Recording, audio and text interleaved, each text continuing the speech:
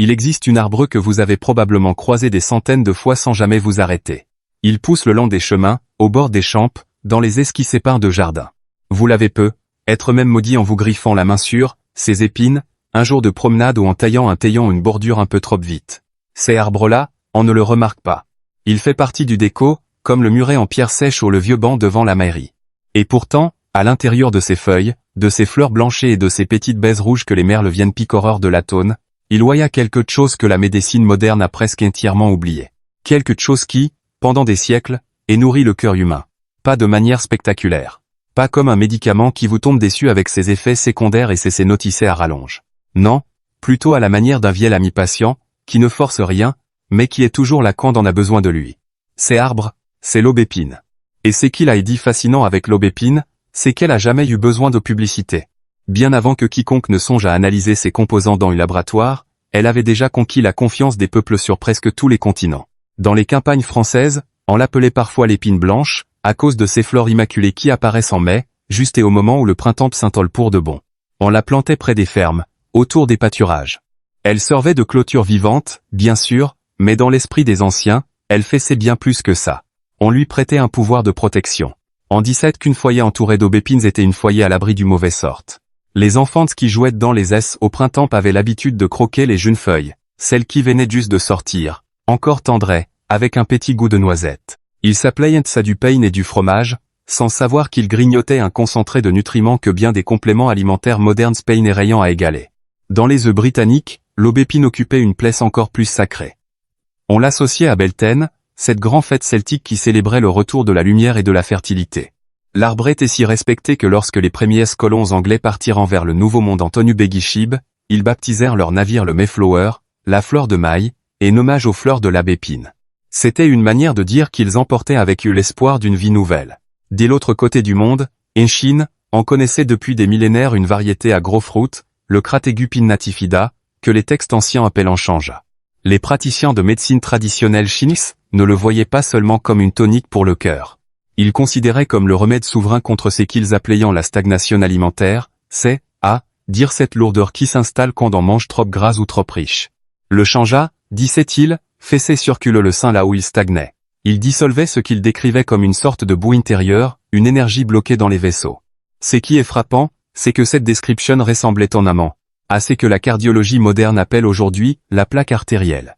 Les Chinois avaient mis le doigt sur le lien entre la digestion, le métabolisme des graisses et la santé cardiovasculaire, des siècles avant que la science occidentale ne commence à le comprendre.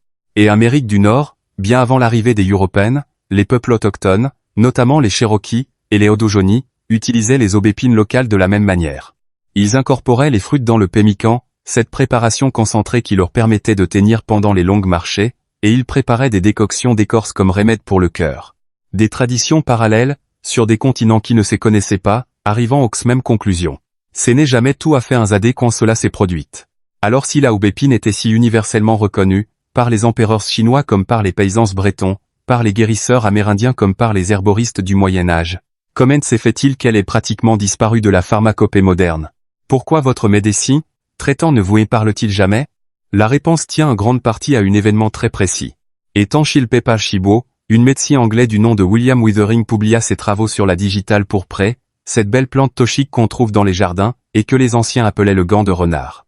Withering avait découvert que les glycosides cardiaques, contenus dans la digitale pouvaient relancer un cœur défaillant avec une puissance spectaculaire.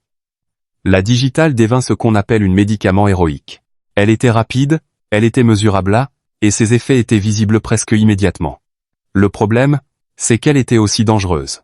Une dosage légèrement trop élevé pouvait provoquer des arythmies grèves, des nausées violentes, et dans les pires cas, la mort. Mais à cette époque, la médecine entrait dans une ère nouvelle. On voulait des résultats immédiats, des molécules puissantes, des traitements qu'on pouvait quantifier et brevetter. La digitale, malgré ses risques, correspondait parfaitement à cette logique. L'aubépine, elle, fonctionne autrement. C'est une médecine lente. Elle agit sur des semaines, parfois des mois. Elle ne force pas le cœur à battre plus forte. Elle les nourrit, elle les soutient, elle lui donne les moyens de mieux travailler par lui-même. Dans un système médical qui s'est construisait autour de la molécule unique et du résultat rapide, cette approche douce et progressive n'avait tout simplement plus sa place. L'aubépine fut mise de côté, pas parce qu'elle ne marchait pas, mais parce qu'elle ne marchait pas assez vite pour les impatients. Et puis il y a eu une deuxième coup, peut être encore plus brutal. Après la Seconde Guerre mondiale, l'agriculture s'est mécanisée à grande vitesse. Les nouveaux tracteurs, les moissonneuses-batteuses, les machines de plus en plus large avaient besoin de parcelles immenses pour manœuvrer. Les petits champs bordés des haies, ces paysages qui avaient défini la campagne européenne pendant des siècles, devineront tout obstacle. Il fallait de la place, des lignes droites, de la monoculture à perte de vue. Alors on a arraché les seilles. Et France, on estime que près de 70% du linéaire de haies a été détruit entre les années 50 et les années 90. Des centaines de milliers de kilomètres d'aubépines, des prunelliers, des noisetiers, arrachés à la pelleteuse pour gagner quelques mètres de terre cultivable. Et avec ces haies, on a perdu bien plus que des clôtures naturelles. On a perdu des corridors pour les oiseaux, des abris pour les insectes pollinisateurs, des brise-vents qui protégeaient les sols de l'érosion, et une pharmacie végétale gratuite, accessible à tous, qui poussait là depuis des générations. C'est précisément là que l'histoire devient plus intéressante. Parce que pendant que l'aubépine disparaissait des campagnes et des esprits, la science, elle, commençait à comprendre pourquoi cet arbre fonctionnait si bien. Commençons par quelque chose de simple. Tout le monde sait que la vitamine C est importante. Quand on pense vitamine C, on pense orange, clémentines, peut être kiwis. C'est que peu de gens savent, c'est que les baillets d'aubépine contiennent environ 89 mg de vitamine C pour 100 g de fruits frais. Une orange, et comparaison, et contient environ 53. Autrement dit, les petites baies rouges que vous voyez dans les haies en tome, celles que les oiseaux se disputant, sont nettement plus riches en vitamine C que le fruit que vous haquez sur le marché du samedi matin. Et ce n'est que le début. Le véritable trésor de la aubépine, c'est lui qui intéresse le plus les chercheurs, ce sont ses composés bioactifs spécifiques. Il y a d'abord les proanthocyanidines oligomériques, qu'on abrège souvent en OPC. Il y a ensuite des flavonoïdes particulières comme l'hyperocide et la vitexine.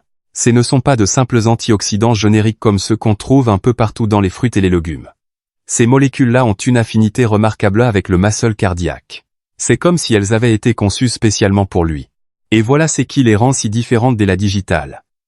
La digitale, pour simplifier, force le cœur à ses contracteurs plus forts et manipulant les canaux calciques. Elle obtient des résultats, oui, mais en mettant le muscle sous pression. L'aubépine fait exactement l'inverse. Ces flavonoïdes agissent par vasodilatation. Ils détendant les artères coronaires, ces petits vaisseaux qui alimentent le cœur un sang oxygéné. Quand ces artères se relâchant, le sang circule plus facilement, le cœur reçoit plus d'oxygène et de nutriments, mais sans avoir à travailler plus dur. On diminue la résistance contre laquelle il pompait. C'est une logique complètement différente. À lieu de fouetter une cheval fatigue pour qu'il galope plus vite, on lui donne une meilleure route et une meilleure au tir. Ce ne sont pas seulement des observations des traditions populaires. Et Champard, une revue Cochrane, qui est l'une des références les plus rigoureuses et matières des médecines fondées sur les preuves, et analysé 14 essais cliniques randomisés, impliquant plus des 150 patients, souffrant d'insuffisance cardiaque chronique. Les résultats ont montré que l'extrait d'aubépine améliorait significativement la tolérance à l'effort. Les patients ressentaient moins d'essoufflement, moins de fatigue, et pouvaient marcher plus longtemps avant de devoir s'arrêter. Ce n'est pas un remède miracle, et personne ne prétend que l'aubépine peut remplacer un traitement cardiaque prescrit par un cardiologue. Mais c'est un soutien nutritionnel dont l'efficacité a été mesurée dans des conditions scientifiques sérieuses. Si ces genres d'informations claires et documentées vous intéressent, si vous aimez comprendre les choses en profondeur, plutôt que de vous contenter de recettes, toutes faites, n'hésitez pas à rester avec nous et à partager cette vidéo avec quelqu'un de votre entourage qui pourrait en avoir besoin. Il y a un autre aspect qu'on oublie souvent. Les baies d'aubépine sont exceptionnellement riches en pectine, cette fibre soluble qu'on connaît surtout pour faire prendre les confitures. Mais la pectine fait bien plus que gélifier dès la confiture. Dans le tube digestif, elle se la au cholestérol et elle entraîne vers la sortie avant qu'il ne soit absorbé dans le sang. C'est un mécanisme simple, naturel, et plutôt bien documenté. Et en termes de capacité antioxydante globale, la ténor en composé phénolique de l'aubépine rivalise avec celle de baillets beaucoup plus médiatisés comme l'aronia ou la saille, ces fameux superaliments qu'on vous vend à prix d'or dans les magazines bio. Maintenant, il faut que je sois très clair sur un point, parce que c'est important. L'aubépine est un soutien remarquable pour le cœur, mais ce n'est pas un médicament de remplacement. Vous avez été diagnostiqué avec une maladie cardiaque.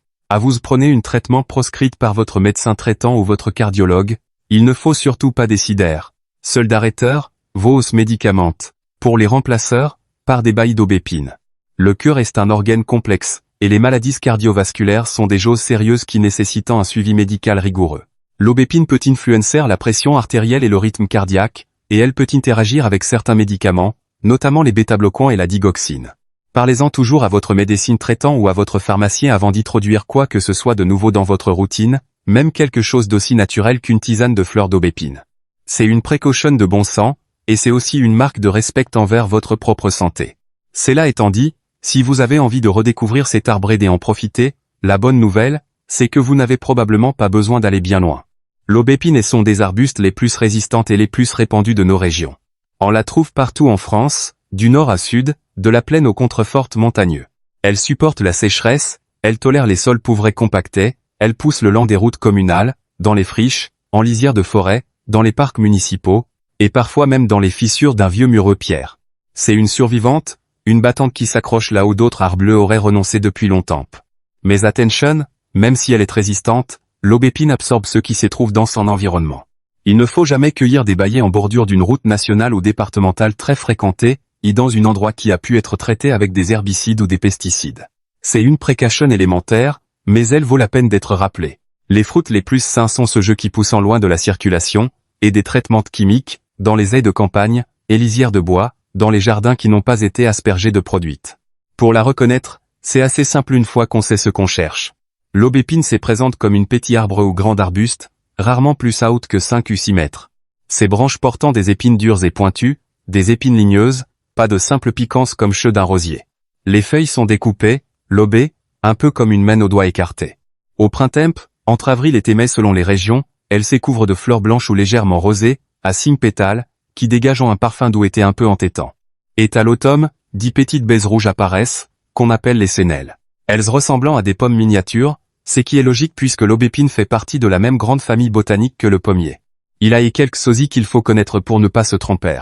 Le buisson ardent, qu'on appelle aussi pyracantha, aux des épines et des baies rouges, mais ses feuilles sont étroites et ovales, pas lobées du tout.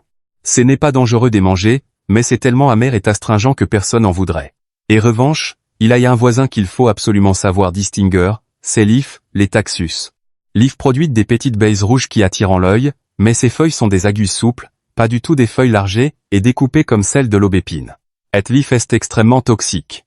Toutes les parties de l'arbre le sont, sauf la chair rouge du fruit, mais la graine à l'intérieur est mortelle. La confusion n'est pas facile à faire quand on y regarde de près, parce que les deux arbres ne se ressemblent vraiment pas, mais c'est une mise en garde qui mérite d'être faite, surtout pour ceux qui débutent, dans la cueillette. Si vous avez une jardine et que l'idée de planter votre propre aubépine vous tente, c'est tout à fait faisable, mais il y a une chose qu'il faut savoir d'emblée. Ne partez pas d'une sémie. Les graines d'aubépine possèdent ce que les botanistes appellent une double dormance. Cela signifie qu'elles ont besoin de passer par 2 cycles complètes de saison, 2 hivers et 2 étés, avant de devenir germer. Et même si vous avez cette passion, un arbre issu de graines peut mettre entre 7 et 15 avant de produire ses premières bailles. Sans aucune garantie sur la qualité des fruits. La méthode la plus efficace, c'est d'acheter un plant greffé dans une pépinière sérieuse. Il existe des variétés sélectionnées pour la grosseur et la saveur des fruits, comme le Crategus pinnatifida, ou le Crategus arnoldiana, qui produisant des baillets charnues et généreuses. Une plante greffée peut commencer à fructifier en 3 à 5 ans seulement. Vous gagnez une décennie d'attente. Pour la plantation, creuse on trou de poids plus la glamotte, mais pas plus profond. Il ne faut surtout pas enterrer le point de greffe sous la terre, sinon l'arbre risque de pourrir à la baisse. Paillez généreusement autour du pied pour garder l'humidité, mais en laissant un espace dégagé autour du tronc pour éviter les maladies. Une fois bien installé, votre aubépine sera là pour des décennies, peut être même pour un siècle. C'est un arbre qui dure. Il a une astuce de cueillette que les anciens connaissaient bien, et que beaucoup de gens ignorent aujourd'hui. Quand les sénelles deviennent rouges et fin d'été, elles sont souvent encore sèches, farineuses et franchement fades. On pourrait croire qu'elles ne valent pas grand-chose. Mais il faut attendre. Le vrai moment de la récolte, c'est après les premiers gelées. Le froid fait un travail, remarquable sur, ces petits fruits. Il brise les parois cellulaires, il transforme les amidons et sucres, et du jour au lendemain, les baies deviennent crémeuses, douces, presque fondantes. C'est un peu comme ce qui se passe avec les nèfles ou les prunelles, ces fruits qu'il faut laisser blêtir pour les apprécier. La passion, en matière de cueillette, est presque toujours récompensée. Mais il y a un point de sécurité que chaque cueilleur doit connaître et celui-ci, est vraiment importante. Les sénelles, comme les pommes dont elles sont cousines, contenaient des pépins à l'intérieur. Ces pépins renfermant de l'amygdaline, une composée que l'organisme put transformer en une petite quantité de cyanure. Et si vous avalez un pépine entier par mégarde, il à très peu dérisqué, parce qu'il traversera votre système digestif intact sans libérer quoi que ce soit de nocif. Et revanche, il ne faut jamais croquer ni écraser les pépins. Ne les broyez pas, ne les mâchez pas. Quand vous préparez quoi que ce soit à base d'aubépine, le principe est simple et immuable. On utilise la chair, on jette les noyaux. Et justement, en cuisine, l'aubépine a beaucoup à offrir. Sa richesse en pectine en fait un ingrédient idéal pour les confitures et les gelées. Le procédé est assez simple. Vous faites cuire les baillets dans de l'eau jusqu'à ce qu'elles soient bien tendres, vous les écrasez, puis vous passez le tout au tamise, ou à travers une étamine pour séparer la poulpe des noyaux. Et de la peau. C'est que vous obtenez, c'est une purée dense, légèrement acidulée, avec une couleur rouge profond qui est magnifique dans un pot. On peut en faire une gelée pure, une cuire de fruits à sécheur pour les randonnées, ou même une sorte de ketchup rustique qui accompagne très bien les viandes et les fromages d'hiver. Ce n'est pas un goût que tout le monde connaît, mais ceux qui le découvrent y reviennent souvent. Il a quelque chose de satisfaisant à se dire qu'on prépare un condiment que nos arrière-grands-parents auraient reconnu, avec un fruit qu'ils cueillaient eux-mêmes dans la haie du fond du jardin. Ce qui me frappe, quand je regarde l'histoire de l'aubépine, c'est à quel point elle illustrait quelque chose de plus large. Nous vivons dans un monde où tout va vite. On veut des résultats immédiats, des solutions en clic, des remèdes qui agissant du jour au lendemain. Et cette impatience nous a fait perdre de vue des ressources, qui étaient là depuis toujours. Des ressources gratuites, accessibles, enracinées. Dans le paysage et dans le paysage. L'aubépine n'a pas besoin de marketing. Elle n'a pas besoin d'éballages brillantes ni des slogans accrocheurs. Elle pousse toute seule, elle ne demande presque rien, et elle offre au cœur humain exactement ce dont il a besoin, à condition qu'on lui laisse le temps de faire son travail. Il a quelque chose de rassurant, à savoir que c'est arbre est toujours là. Pendant qu'on arrachait les ailes, pendant qu'on bétonnait les chemins, pendant qu'on remplaçait les tisanes par des gélules. Et les savoirs de grammaire par des notices pharmaceutiques. L'aubépine était nu bonne. Elle repoussait dans les talus, elle s'étincelait, en lisière des bois, elle colonisait les terrains vagues et les friches ferroviaires. On ne se débarrasse pas facilement d'arbres qui, et traversé des millénaires. Et aujourd'hui, doucement, les choses commençant à changer. On replante des haies en France. Les agriculteurs redécouvrant ce que leurs grands-parents savaient, que les haies protégeant les sols, abritant les auxiliaires de culture, régulant l'eau et enrichant la biodiversité. L'aubépine retrouve sa place dans le paysage, et pute, et trait, avec le temps, dans les esprits. Ce n'est pas un hasard si tant de civilisations différentes, sur tant de continents, sans jamais se consulter, sont arrivés à la même conclusion au sujet de cet arbre. Les Chinois, les Celtes, les Cherokees, les paysans normands, les herboristes provençaux, tous ont regardé l'aubépine et ont vu la même chose. Un allié silencieux pour le cœur. Un arbre qui ne promet rien de spectaculaire, mais qui tient ses promesses sur la durée. Au printemps prochain, quand vous verrez ces fleurs blanches apparaître, dans une haie au bord d'un chemin, arrêtez-vous un instant. Regardez-la vraiment, peut être pour la première fois. Et à l'automne, après les premiers gelées, quand les sénelles seront devenues douces et sucrées, vous saurez quoi en faire. Ce n'est pas une révolution. C'est quelque chose des plus modestes et des plus durables. C'est un savoir qui revient, un fil renoué avec une époque où l'on savait encore lire ce que la nature mettait à portée de main. Si cette vidéo vous a appris quelque chose ou vous a donné envie d'aller regarder, l'aubépine d'un peu plus près, pensez à vous abonner et à laisser un petit mot. C'est une façon simple de permettre à ce genre de contenu de continuer à exister, et c'est toujours un plaisir de savoir que ces sujets trouvent un écho chez ceux qui prennent le temps de les écouter.